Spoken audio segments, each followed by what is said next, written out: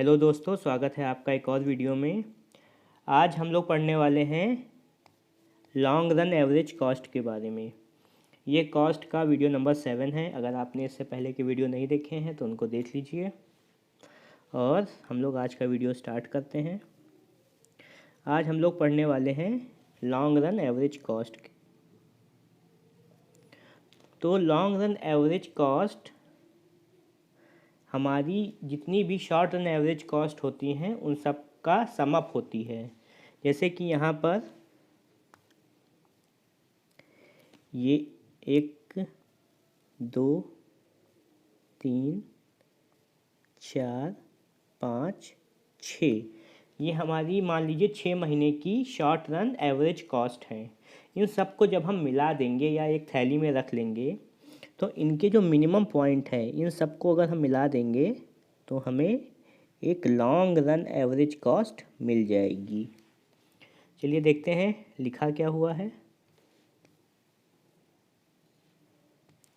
लिखा हुआ है the long run average cost curve LAC is called a envelope curve. इसको एक लिफाफे के आकार का एक कर्व बोलते हैं क्योंकि इसके अंदर जितनी भी शॉर्ट रन की एवरेज कॉस्ट होती हैं उसका सम अप होता है। सिंस इट एनवलप्स और supports a family of short run average cost curves from below. ठीक है, आगे देखते हैं। Long run average cost curve is often called a planning curve. Question ये आता है कि प्लानिंग कर्व किसे कहते हैं, तो हम लोग long run average cost curve को प्लानिंग कर्व कहते हैं। Because a firm plans to produce any output in a long run by choosing a plant और long run average cost curve corresponding to the given output. अगर हमें ये पता है कि हमें 1000 यूनिट अगर हमें प्रोड्यूस करनी है तो हम ये चीज़ प्लान कर सकते हैं कि हमारी एवरेज कॉस्ट क्या होनी चाहिए। इसलिए जो long run average cost curve जो होता है वो हमारा प्लानिंग कर्व कहलाता है।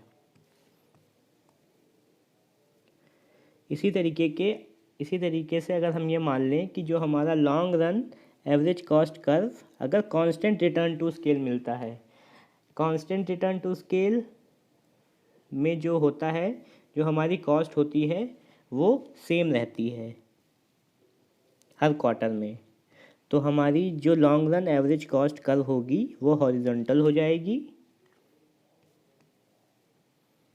तो जो लॉन्ग रन हमारी कॉस्ट हो जाएगी वो हॉरिजॉन्टल हो जाएगी। इसी तरीके से अब हम लोग पढ़ेंगे कि saucer shaped long run average cost curve क्या होती है। सॉसर का मतलब होता है कि जो कटोरी होती है उसके आकार की हमारी एवरेज कॉस्ट कर्व होती है। क्यों होती है? एम्पिरिकल एविडेंस से हमें पता चलता है। एम्पिरिकल एविडेंस एक ऐसे एविडेंस होते हैं जो थ्योरेटिकली प्रूवन होते हैं, जिन्हें हम लोगों ने अपने डेली के बिहेवियर में नोटिस किया होता है और वो प्रूफ किया होता है कि हाँ ये चीज़ सही है। तो रियल लाइफ में जो हमारी long run average cost curve होती है वो यू शेप की होती है। क्यों होती है? देखिए, empirical studies is that there is a relatively very large flat portion होता है। ये देखिए वेरी लार्ज फ्लैट पोर्शन है, और in other words a large horizontal zone in the center of the long run average cost curve। क्यों होता है? Despite कि वो इसके क्यों होता है? If the economies of scale, एक वर्ड आता है इकोनॉमीज ऑफ स्केल। इसका मतलब क्या होता है? जैसे आपने अमूल देखा है तो इन्होंने अपनी फैक्ट्री को इस तरीके से R&D करके रिसर्च करके इसको इतना अच्छा बना लिया है कि ये लंबे समय तक अपनी जो एवरेज कॉस्ट है उसको लो रख सकते हैं। ठीक है, अगर मान लीजिए हम नॉर्मल अगर हम एवरेज कॉस्ट को जज करते हैं तो वो कुछ इस तरीके की होती है, यू शेप की होती है कि इसका एक मिनिमम पॉइंट होता है। मगर एम्पेरिकल एविडेंस से देखा गया कि एक फर्म लंबे समय तक अपनी एवरेज कॉस्ट को मिनिमम कर सकती है, इसीलिए जो long run average cost curve होता है वो सॉसर शेप का होता है।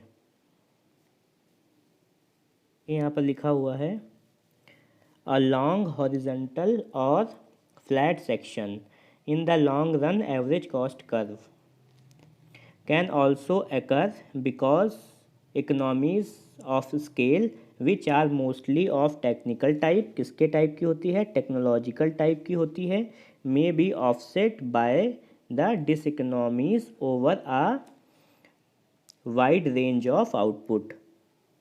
इनका कहने का मतलब ये है कि जो हमारी सिंपल जो हमारी लॉन्ग रन की एवरेज कॉस्ट होती है वो इसका एक मिनिमम पॉइंट होता है, मगर ये इस मिनिमम पॉइंट को इतना लंबा खींच देते हैं बिकॉज ऑफ टेक्निकल इम्प्रूवमेंट और R&D करके कि इकोनॉमीज़ ऑफ स्केल अच्छी हो जाती हैं और डिसइकोनॉमीज़ ऑफ स्केल के ऊपर कवर अप कर लेती हैं, जिससे long run average cost curve हमारी सॉसर शेप की हो जाती है या फिर तश्तरी के आकार की हो जाती है।